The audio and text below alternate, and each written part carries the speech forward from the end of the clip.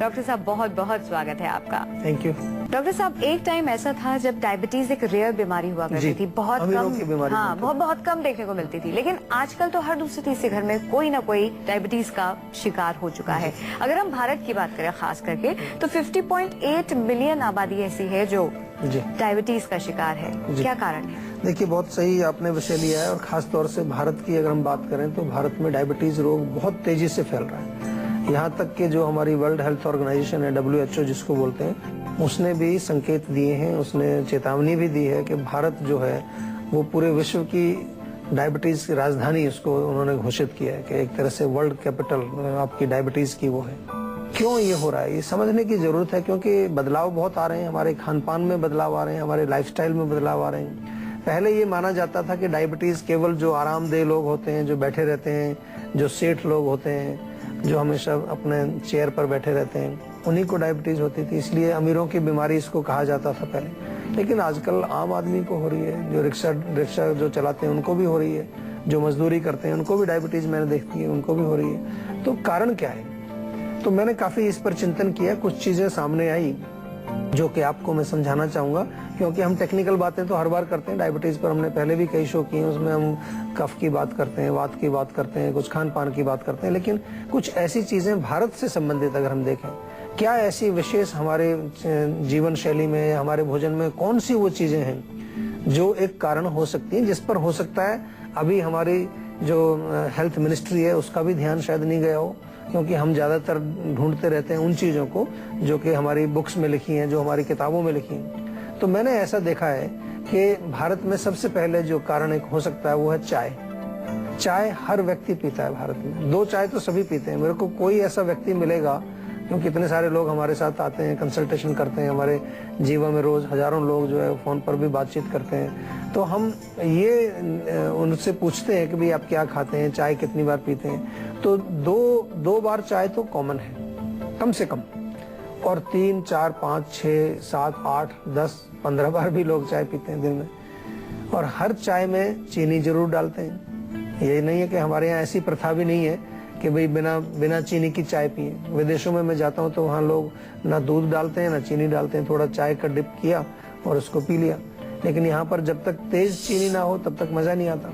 कई बार तो बोलते हैं भैया मीठा जरा अच्छी तरह से डालना, मीठा ठोक के डालना चाय में, तो वो ज्यादा जो मीठा है तो हर चाय में 1 चम्मच चीनी तो जाती है आपकी, तो ये चीनी गई आपकी। दूसरा जो है, हमारे यहाँ जो खाने पकाने का जो तेल है उसमें बहुत बदलाव आ गया है। अभी हाइड्रोजनेटेड ऑयल्स हैं, रिफाइंड ऑयल्स जिनको कहते हैं हम लोग, वो बहुत प्रयोग में आते हैं। पहले जो है, आपने अगर याद होगा आपको, तो सरसों का तेल, कच्ची घानी का तेल, तिल का तेल, ये प्रयोग होता था, घी का प्रयोग होता था, खाना पकाने के लिए नारियल के तेल का प्रयोग होता था। अभी कुछ लोग दोबारा वापस आ रहे हैं, तो मैंने देखा है कुछ लोग नारियल का तेल, कुछ लोग ऑलिव ऑयल दोबारा से प्रयोग करने लगे।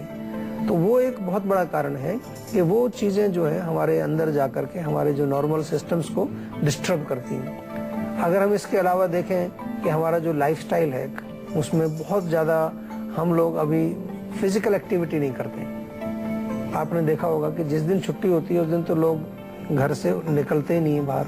कई लोग तो टीवी के सामने ही लेटे रहते हैं दिन भर, वहीं नाश्ता आ जाता है, वहीं लंच आ जाता है। तो मूवमेंट नहीं है, एक्सरसाइज नहीं है, स्पोर्ट्स नहीं है, कोई ऐसी एक्टिविटी नहीं है फिजिकल जिससे कि हम करें। चावल का प्रयोग हमारे यहाँ भारत में बहुत कॉमन है। आप देखो तो कुछ एरिया ऐसे हैं भारत में जहाँ पर के 2 बार चावल या 3 टाइम चावल ही खाया जाता है। और चावल में भी बदलाव आ गया है अभी। पहले जो चावल होता था, हमें याद है बचपन में जो चावल आता था घर में, तो वो थोड़ा पीले रंग का होता था और बड़ा जो है कभी कभार थोड़ा ब्राउन कलर के चावल भी आते थे। आजकल जिसको ब्राउन राइस कहते हैं, बड़ा पॉपुलर हो गया वो। पहले ये कॉमनली यही जो है वैरायटी प्रयोग होती थी। आजकल चावल जो है रिफाइंड आ गया है, तो रिफाइंड और पॉलिश्ड जो चावल है वो नुकसान करता है आगे अंदर जाकर के। इसके अलावा देखें तो आलू बहुत खाते हैं हमारे लोग, आलू में भी स्टार्च की मात्रा काफी है। आलू का सेवन ज्यादा करने से भी प्रॉब्लम होती है। और मेंटल और इमोशनल स्ट्रेस भी एक बहुत बड़ा कारण है। हमारे यहाँ मानसिक तनाव भी बहुत ज्यादा बढ़ता जा रहा है। जैसे जैसे हम इकोनॉमिक ग्रोथ की तरफ जो है बढ़ रहे हैं, इकोनॉमिक ग्रोथ हमारी हो रही है, बहुत सारी चीजें हमको उसके अकॉर्डिंगली एडजस्ट करनी पड़ेंगी, अपने लाइफस्टाइल, अपना भोजन। नहीं तो हम जो है और ज्यादा लोग रोगों के शिकार होते चले जाएंगे। तो ये मैं समझता हूँ कि मुख्य कारण है जो कि डायबिटीज को बढ़ावा देने में सहायक है। महाराष्ट्र से एक दर्शक जुड़ गए हैं। दिलीप जी, स्वागत है आपका, अपना सवाल करें। जी नमस्कार जी, डॉक्टर साहब मैं दिलीप बात कर रहा हूँ। जी नमस्कार। जी सर, मेरे मोस्टली ज्यादातर क्या है, आते सर में दर्द रहता है। अच्छा, कब से है दर्द? तो ये 1 महीने करीब हो गया है। बस केवल 1 महीना हुआ है? हाँ जी, अभी स्टार्ट है। अच्छा, तो कोई बड़ी बात नहीं, घबराने वाली कोई बात नहीं। एक तो पित्त वाली चीजें मत खाइए आप, बहुत ज्यादा तीखी चीजें जो होती हैं, एसिड वाली चीजें, दही भी उसमें आता है, खटाई कोई किसी प्रकार की खटाई, टमाटर वाली खटाई हो, टमाटर की ग्रेवी हो, वो मत खाइए ज्यादा। चाय, कॉफी, स्मोकिंग, अल्कोहल, ये कुछ दिन के लिए बंद कर दीजिए। रोग अभी 1 महीने पुराना है, तो मैं नहीं समझता कि अभी आगे और बढ़ेगा ये। यहीं पर इसको ठीक करना बहुत जरूरी है। नाक में रात को सोते समय थोड़ा सा देसी घी ले लीजिए, 5-6 बूंद, उसमें 2-3 तिनके केसर के मिला के थोड़ा रगड़ लीजिए उसको। केसर को निकाल के अलग से आप प्रयोग कर सकते हैं। उस घी को नाक में आप डालिए, 3-3, 4-4 बूंद दोनों तरफ उसको डाल लीजिए। और बादाम का सेवन आप करना शुरू करिए, थोड़ा सा आपके मस्तिष्क को भी ठीक रखेगा, आपके जो नर्व्स हैं उनको ताकत मिलेगी। 5-6 बादाम रोज रात को आप भिगो दीजिए पानी में, सुबह छिलका उतार के चबा करके उनको खाइए, या उनको पीस करके 1 गिलास दूध में उबाल करके आप सेवन कर सकते हैं। ये जरूर शुरू करिए। साथ में थोड़ी आयुर्वेदिक औषधि आप लेना प्रारंभ कर दीजिए। रोग बहुत पुराना नहीं है, तो 2-3 महीने अगर आप दवाई खाएंगे तो उससे आपको रिलीफ मिलेगा। दवाई लेनी बहुत जरूरी है। ऐसा मत समझिए कि आप केवल ये थोड़ा घरेलू नुस्खे कर लेंगे तो इसी से बिल्कुल ठीक हो जाएगा। इससे आपको लाभ होगा, आराम जरूर मिलेगा, लेकिन क्योंकि रोग आपका है, आधे सिर में दर्द होता है, डॉक्टर के पास जाएंगे तो माइग्रेन इसको बोलेंगे। और माइग्रेन एक रोग ऐसा है कि जिसका उपचार तो है, आयुर्वेद में इलाज है, लेकिन इतना साधारण भी नहीं है, इसमें टाइम लगता है। इसलिए आपको मैं ये कह रहा हूँ कि बिफोर द रोग बिकम्स टू ओल्ड, आपकी बीमारी इतनी पुरानी ना हो जाए, उससे पहले आप उसका इलाज शुरू कर दीजिए। जम्मू से हमारे साथ एक दर्शक जुड़ गए हैं। रोहित जी, स्वागत है आपका, अपना सवाल करें। हाँ जी, बोलिए, क्या प्रश्न है आपका? सर मेरे को भूख नहीं लगती बिल्कुल भी। भूख बिल्कुल ही नहीं लगती है? हाँ जी सर। तो खाना थोड़ा बहुत तो खाते होगे ना? थोड़ा बहुत खाते हैं, 1 रोटी, फिर उसमें पेट भर जाता है, भूख नहीं लगती, मतलब 1 ही रोटी खाई जाती है। कब से हो रहा है ये प्रॉब्लम आपको? सर ये 3-4 महीने से हो रहा है। आपने कोई टेस्ट वेस्ट किया कि नहीं अभी? हाँ जी। कोई लीवर का टेस्ट कराया कि नहीं अभी? हाँ सर कराया, तो लीवर की भी बताई थी उसमें। लीवर कुछ खराब बताया? हाँ जी। देखिए, अगर लीवर में प्रॉब्लम होती है तो भूख ना लगना एक सिंपल सा स्वाभाविक उसका लक्षण होता है। और लीवर को ठीक करने के लिए आयुर्वेद में तो बहुत सारी औषधियां हैं, और 3-4 महीने से आपको प्रॉब्लम है, अभी तक आपने आयुर्वेद का प्रयोग नहीं किया है। एक तो मैं आपको थोड़ा सा बताना चाहूंगा कि पपीता आप सेवन करें। पपीता जो है वो पाचन, हमारे जो एंजाइम्स हैं, पाचक एंजाइम्स, उनको जो है रसों को बढ़ाता है। उसमें भी कुछ ऐसे पाचक रस होते हैं, तो उससे आपको भूख भी लगेगी, खाना भी पचेगा। पपीते पर चाहे तो थोड़ा सा भुना हुआ जीरा, थोड़ा सा काला नमक या सेंधा नमक और नींबू निचोड़ लें थोड़ा। वो पपीता रोज आप दिन में खाएं, 1 बार तो जरूर खाएं, उससे आपको कुछ लीवर में आराम आना शुरू होगा। आज हम बात कर रहे हैं डायबिटीज की। आखिरकार डायबिटीज जब हो जाती है तो हमें कैसे पता चले कि हमें डायबिटीज हो चुकी है? क्या है इसके लक्षण, आइए जानते हैं।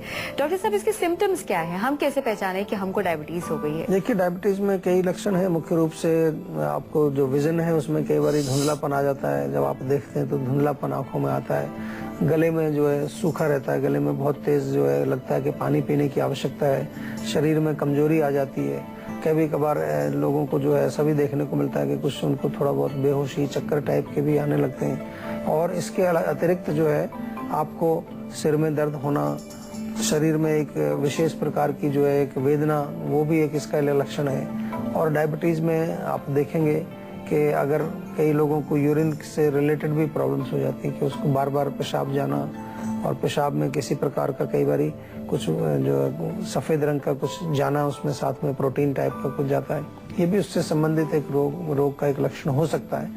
और इसके अतिरिक्त आप टेस्ट कराएंगे तो आपको उसमें डेफिनेटली आएगा। पैरों में जलन होना, हथेलियों में जलन होना, ये भी लक्षण कई लोग बताया करते हैं। तो ये लक्षण अगर आपको दिख रहे हैं, कमजोरी आ रही है, वेट लॉस कई लोगों को हो जाता है डायबिटीज की वजह से, अगर ये लक्षण आपको दिख रहे हैं तो एक बार जरूर चेकअप कराना चाहिए। और आजकल हम आपको बताते हैं कि आजकल सुविधाएं हैं, जैसे शरीर में आपको किसी प्रकार के कोई लक्षण है जो कि एबनॉर्मल दिख रहे हैं, आपको नॉर्मल नहीं है वो, तो कुछ छोटा मोटा चेकअप जरूर कराना चाहिए। कुछ मुख्य टेस्ट हमारे ऐसे हैं कि वो आसानी से हो जाते हैं, उनमें कोई ज्यादा ऐसा मुश्किल कार्य नहीं है, खून लेकर के उनसे जांच हो जाती है। उससे आपको कई चीजें मालूम चल जाती हैं। तो जैसे कि डॉक्टर साहब ने कहा कि कुछ तरीके ऐसे हैं जिनको कर आप अपनी बीमारी जो है उसको दूर कर सकते हैं, तो आइए हम उन तरीकों को जानने की कोशिश करते हैं कि आखिरकार कौन से ऐसे टिप्स हैं आयुर्वेद के जिन्हें अपनाकर हम डायबिटीज की बीमारी को दूर कर सकते हैं। यानी कि चलिए बात अब कर लेते हैं आज की संजीवनी की। तो डॉक्टर साहब, यदि हम आज की संजीवनी की बात कर रहे हैं, कौन से खास आसान टिप्स आप हमें बताने वाले हैं डायबिटीज को दूर भगाने के लिए?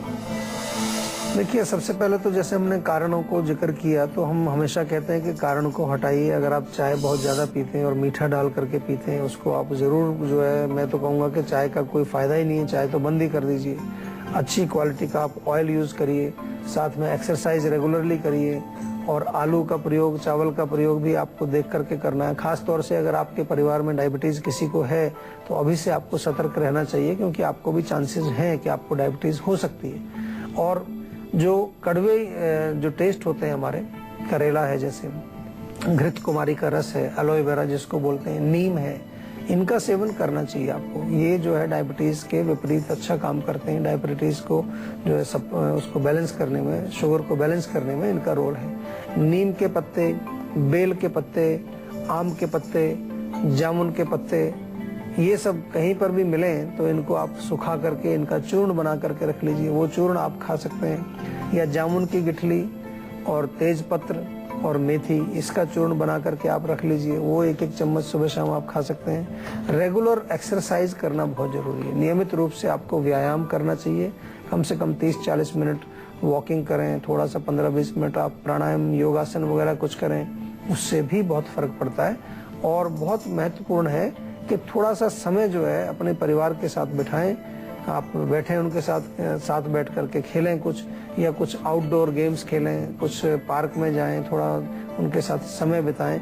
ऐसा नहीं कि अकेले टीवी के सामने बैठे रहें, तो उससे इमोशनल प्रॉब्लम्स बहुत हो जाती हैं, मेंटल प्रॉब्लम्स बहुत हो जाती हैं। उसके करके भी हमारे हार्मोन्स में चेंजेस आ जाता है।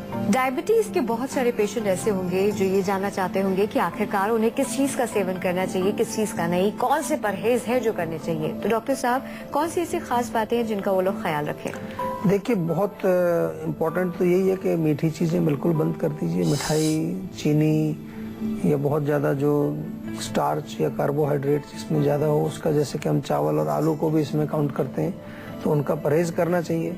ऐसी चीजें भी ना खाई जाएं जो बहुत देर से पचती हैं, हैवी होती हैं। राजमा है, उड़द की दाल, इनको भी थोड़ा सा आपको ध्यान से खाना चाहिए।